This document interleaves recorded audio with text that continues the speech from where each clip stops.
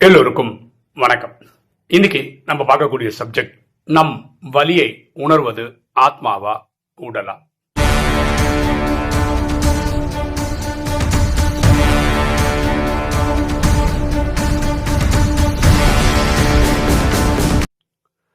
நம்ம ராஜயோகத்துல என்ன புரிஞ்சுக்கிட்டோம்னா, நம்மளாம் ஒரு உயிர் பூர்வத்தின் மத்தியிலிருந்து அவங்களுக்கு கிடைச்ச உடலை இயக்கிட்டு இருக்கோம் அப்படின்னு புரிஞ்சுக்கிறோம். இந்த ஆத்மா தான் சுகமோ துக்கமோ அனுபவிக்குது, இப்படிதான் ராஜயோகம் சொல்லுது. இப்போ ஒரு பேசிக் கேள்வி கேட்போம். காலில் முட்டியில வலிக்குதுன்னு வச்சுக்கோங்களேன். என்ன பண்ணுவோம்? முட்டியை பிடிச்சிக்கிட்டு ஐயோன்னுவோம், வலிக்குதேன்னுவோம். ஒரு வயிற்று வலி வந்ததுன்னா வயிறை பிடிச்சிக்கிட்டு ஐயோன்றோம். தலைவலிக்குது, கையை இப்படி வச்சுட்டு தலைவலிக்குதுன்றோம். இப்போ உயிர் தான் அந்த வலியை உணருது அப்படின்னு வச்சுக்கிட்டா, உடல்ல தலையிலிருந்து கால் வரைக்கும் எங்கேயாவது ஒரு வலி இருந்தா அந்த வலி எங்க தெரியணும்? பூர்வத்தின் மத்தியில இருக்கிற ஆத்மாவுக்கு தெரியும். கரெக்டா? தலையிலிருந்து கால் வரைக்கும் எந்த பார்ட்ல வலிக்குதோ அங்கதான் வலி தெரியும். என்ன கேள்வி வருதுன்னா, ஆத்மான்றது உடல் ஃபுல்லா வியாபிச்சிருக்கா, அதனால்தான் அந்தந்த பாயிண்ட்ல வலிக்குதா, இல்ல உடல் தான் இத பெயினை அனுபவிக்குதா, ஆத்மாவுக்கு அதுக்கு சம்பந்தம் இல்லையா? இந்த மாதிரி குழப்பமான சிந்தனைகள்லாம் வருது.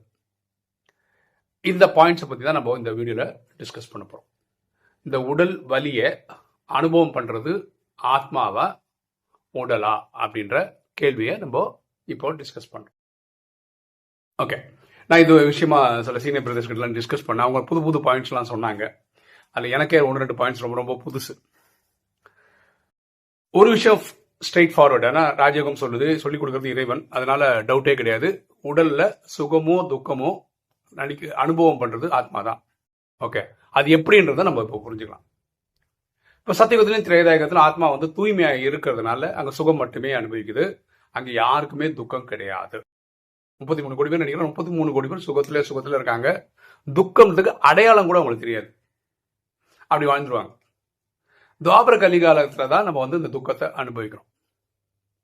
அது ஒரு சீனியர் பிரதர் சொன்ன விஷயம் என்னன்னா, இப்போ பார்த்தீங்கன்னா நிறைய பார்த்தீங்கன்னா இந்தியா டயபெட்டிஸ் கேபிட்டல் அப்படின்றாங்க இன்னைக்கு. ஓகே, இப்போ டயபெட்டிஸ்காரங்க என்ன பண்ணக்கூடாது அப்படின்னு பார்த்தீங்கன்னா, டைரக்ட் சுகர் எடுக்கக்கூடாது, சர்க்கரையை டைரக்டாக சாப்பிடக்கூடாது. ஏன்னா உணவில் கார்போஹைட்ரேட்டாக இருக்கட்டும், ப்ரோட்டீனாக இருக்கட்டும், அதுலேயும் கொஞ்சம் சுகர் இருக்குது, குளுக்கோஸ் இருக்குது, அது பேர்ன் ஆகி வரும். அப்படி வரலாமே தவிர டைரக்டாக நீங்கள் சுகர் கொடுத்துடக்கூடாது அப்படின்னு சொல்கிறாங்க. ஆனால் நீங்கள் பார்த்தீங்கன்னா, யாரெல்லாம் டயபெட்டிஸ் பேஷண்டாக இருக்காங்களோ இவங்களுக்கு சக்கரை சாப்பிடணும்னு ஒரு அப்படியே கிரேவிங் இருக்கும். அப்படியே ஒரு பைத்தியம் மாதிரி இருப்பாங்க. சுகர் எங்கேயாவது யாராவது தெரியாம, அடுத்தவங்களுக்கு தெரியாம ஒரு லெட் எடுத்து சாப்பிடலாமா, ஸ்வீட் எடுத்து சாப்பிடலாமான்னு ஒரு எண்ணம் வரும். அப்படின்னா என்னன்னா, நம்ம பல பிறவிகளாக செய்த பாவம் புண்ணியத்தோட வெளிப்பாடு தான் இந்த பிறவி. ஓகேவா? அப்போ ராம என்ன சொல்லுதுன்னா, நம்ம என்ன பாவம் பண்ணியிருக்கோமோ அதை உடல்ல நோய் அனுபவிப்போம் அப்படின்னு சொல்லியிருக்கு. அப்போ நம்ம டயபெட்டிஸ் அனுபவிக்கணும்னு வச்சுக்கோங்களேன், அப்போ நம்ம உடல் அந்த இதை கிரியேட் பண்ணிடும். ஆத்மா தான் என்ன பண்ணும், அது பண்ண பாவத்துக்கு எதுவுமே அந்த உடல்ல டயபெட்டிஸ் வர மாதிரி ஒரு கண்டிஷன் வரும். ஆத்மா அதுக்கு அனுபவிக்கும். ஓகே, அதில் என்ன பண்ணும்னா, சுகரை சாப்பிடுவீன்னு ஒரு எண்ணத்தையும் கொடுத்துட்டு இருக்கும். சுகர் சாப்பிடும், மருந்தும் சாப்பிடும், அனுபவிக்கவும் செய்யும். ஏன்னா கர்ம கணக்கு அப்படி அனுபவிச்சுட்டு வரும். சில பேர் பார்த்தீங்கன்னா சக்கரை மேலே மோகம் இருக்காது, காரம் அதிகமாக சாப்பிடுவாங்க. இவங்களோட வீக்னஸ் என்னவா இருக்கும்னா, இவங்க பேசிக்கலி கோவக்காரங்களா இருப்பாங்க. அது ஒரு விகாரம். அந்த விகாரம் இவங்க அதிகமாக அனுபவிக்கணும்னா என்ன பண்ணும், அது நிறைய காரம் வாங்கி சாப்பிடுவாங்க. இது அவங்களோட வீக்னஸ். இது எதுவுமே ப்ரூவ் பண்ணல. ஓகேவா? ரொம்ப கரெக்டாலாம் ப்ரூவ் பண்ணல. சயின்ஸ் இந்த ஆங்கிள் தான் யோசிக்க ஆரம்பிக்கல. அடுத்தது சில பேர் லோன்லியாக இருப்பாங்க, தனிமையில் இருக்க மாதிரி, வாழ்க்கையை விரக்தியாக இருப்பாங்க. இவங்களாம் பார்த்தீங்கன்னா ஃபாஸ்ட் ஃபுட்டு நிறைய இந்த சாப்பிட எது கட்சாலும் எடுத்து சாப்பிட்ற பழக்கம் அவங்ககிட்ட இருக்கும்.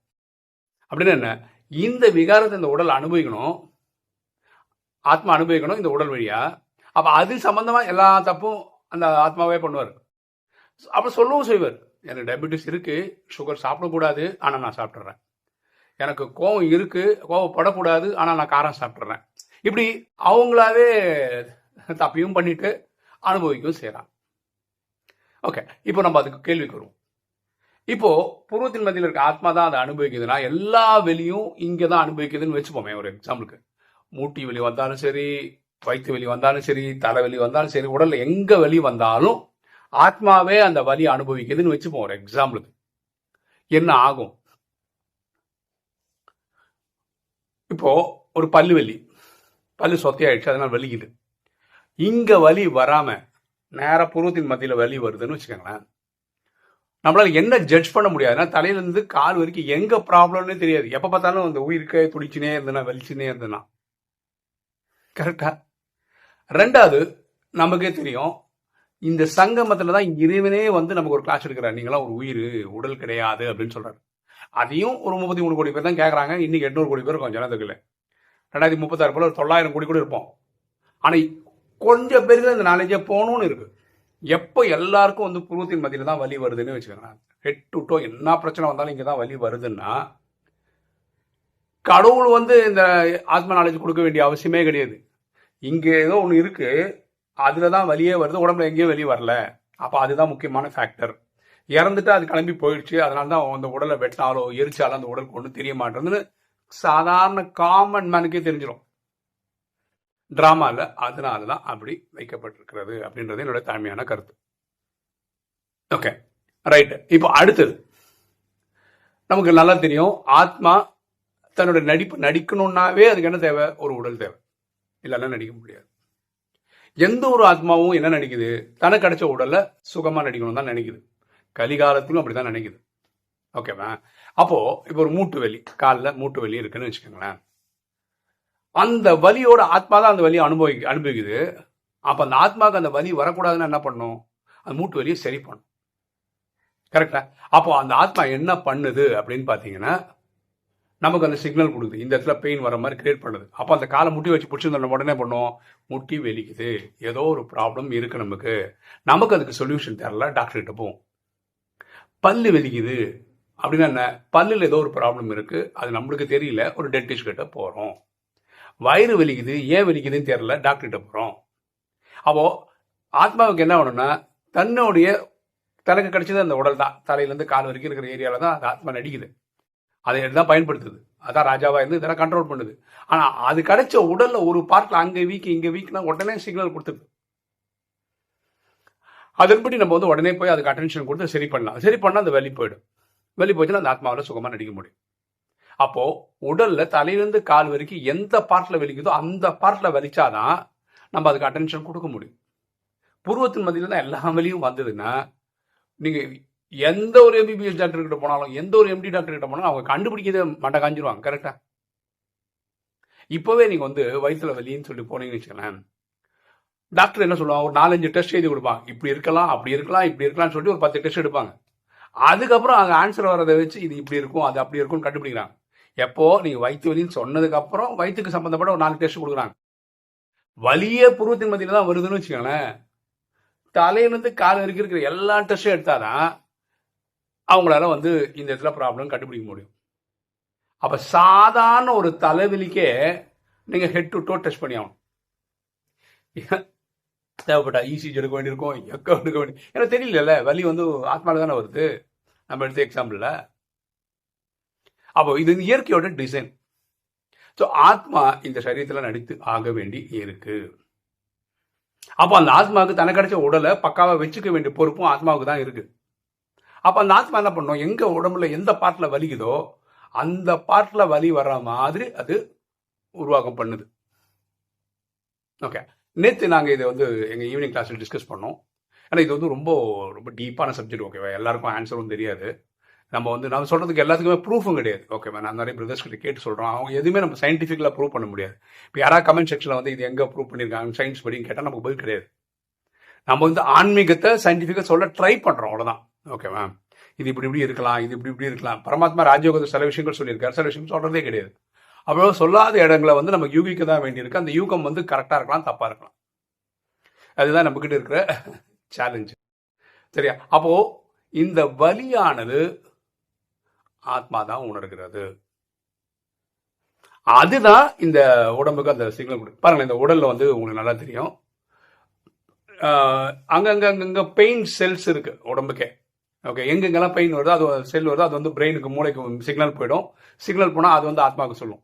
ஸோ ஆத்மாவுக்கு தெரிஞ்சுக்கும், ஓகே இந்த இடத்துல பெயின் வருது அப்படின்னு. இது இல்லாமல் நமக்கு நேற்று இந்த கேள்வி கேட்டதில் என்ன சொன்னாங்கன்னா, சூட்சம் உடல்னு ஒன்று இருக்கு. கரெக்டு தான். நமக்கு வந்து இந்த பஞ்ச தத்துவங்களான உடல் ஒன்று இருக்குது, சூட்சும உடல்னு ஒன்று இருக்குது, ஆத்மான்றது பூர்வத்து மத்தியிலேருந்து இந்த உடலை இயக்குதுன்னு தெரியும். அப்போ இந்த சூட்சும உடலானது ஹெட் டு டோ இருக்கிறதுனால எங்கே வலி வருதோ அது சூட்சும உடல் வந்து பிரெயினுக்கு ஆத்மாவுக்கு சிக்னல் கொடுக்குது, இந்த இடத்துல வலிக்குதுன்னு சொல்லுது, இந்த இடத்துல வெளியும் உண்டாக்கி காட்டுது அப்படின்னு அவங்க கருத்தை சொன்னாங்க. இதுவும் அவங்களும் ப்ரூவ் பண்ண முடியாது. எங்கே வானிலையும் பரமாத்மா வந்து சூட்சம் உடல் தான் வந்து உடல் இங்கே பெயின் வருதுன்னு காட்டுது அப்படின்னு பாபாவும் எங்கே சொன்னது கிடையாது, நான் படித்த வரைக்கும். ஓகேவா? ஸோ இது வந்து ஆழமான சப்ஜெக்டு. ஸோ இதில் ஒன்று கிளாரிட்டியாக தெரியும். என்ன தெரியும்? இறைவன் சொல்லியிருக்கிறார், சுகமோ துக்கமோ ஆத்மா தான் அனுபவிக்கிறதுன்னு சொல்லிட்டாரு. ஸோ அப்போ அதில் போய் நமக்கு எந்த சந்தேகமும் கிடையாது. நமக்கு எப்போ சந்தேகம் வருதுன்னா, மூட்டு வெளியே காலில் வரும்போது காலை பிடிச்சி உட்காந்துக்கிறோம், வயிற்று வெளினா வயிற்று பிடிச்சி உட்காந்துக்கிறோம், தலை வெளினா தலையை பிடிச்சி உட்காந்துக்கிறோம். ஆக்சுவலாக வலி ஆத்மா தான் உணர்றதுனா எல்லா வாட்டியும் வலி இங்கே தானே வரணும், ஹெட் டு டோ வரக்கூடாது இல்லை அப்படின்னு ஒரு சிந்தனை வரும்போது நம்ம புத்தாத்தனமாக கேள்வி கேட்குற மாதிரி கேட்குறோம். இது ஏன் இருக்குன்னா, ஆத்மா இந்த சரீரத்தில் நடிக்கணும், ஹெட் டு டோ நல்லா இருக்கணும். அப்போ எந்த இடத்துல பெயின் வந்திருக்குன்றத அந்த இடத்துல அந்த பெயினை காமிச்சாதான் நமக்கு வந்து டக்குன்னு அதை இதில் வலிக்குதுன்னு சொல்லிட்டு டாக்டர்கிட்ட போக முடியும்.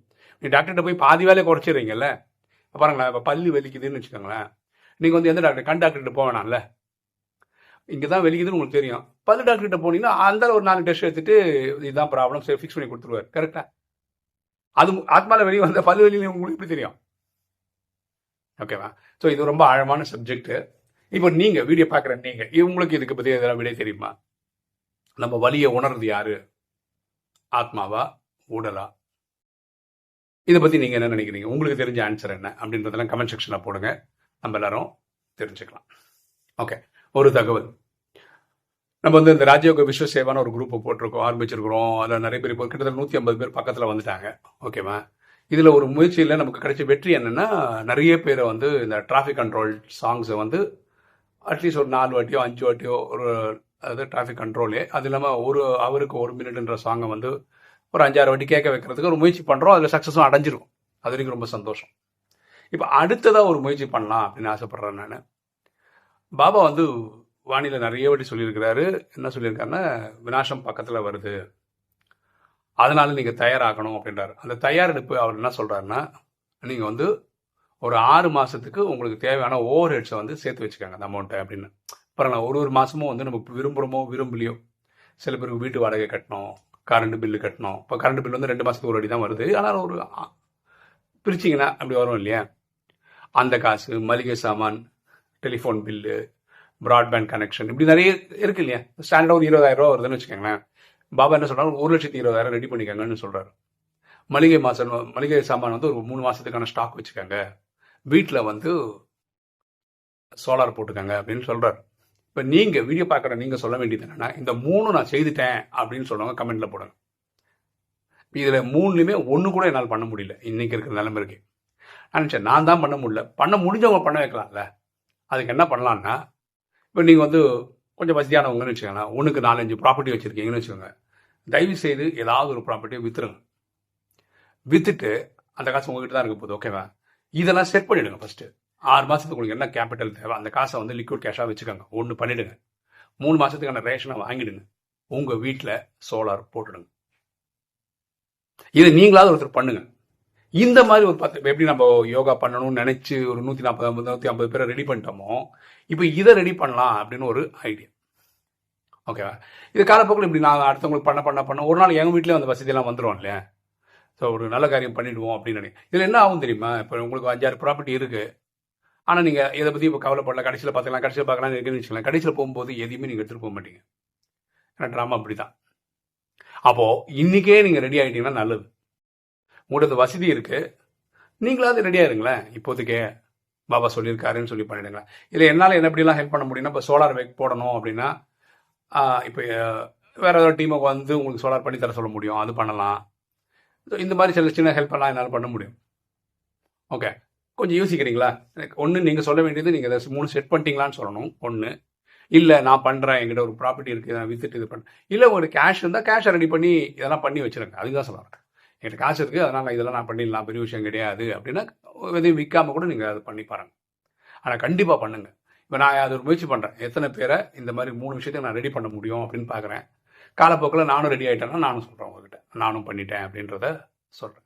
ஏன்னா நமக்கு எல்லா ஆன்சரும் தெரியும் பாபா சொன்னது, ஆனால் பண்ணவே இல்லைன்னா இப்போ நானும் இந்த சோலார் போடணும் அப்படின்னு யோசிக்கிறேன். ஏன்னா அது போட்டுட்டேன்னா கரண்ட் பில்லும் வராது. அது ரொம்ப யூஸ்ஃபுல்லாக இருக்கும் நமக்கு. சரியா? இந்த ஆங்கிளில் சிந்திப்போம். நீங்கள் கமெண்ட் செக்ஷனில் போடுங்களேன். எத்தனை பேர் இந்த 3 ரெடி பண்ணி வச்சுருக்கீங்க இப்போவே அப்படின்னு சொன்னீங்கன்னா தெரிஞ்சுக்கிறதுக்கு நமக்கு ஆர்வம் இருக்குது. ஓகே, இன்றைக்கி வீடியோ உங்களுக்கு பிடிச்சிருக்கும்னு நினைக்கிறேன். பிடிச்சவங்க லைக் பண்ணுங்கள், சப்ஸ்கிரைப் பண்ணுங்கள், ஃப்ரெண்ட்ஸ் சொல்லுங்கள், ஷேர் பண்ணுங்கள், கமெண்ட்ஸ் போடுங்க. தேங்க்யூ.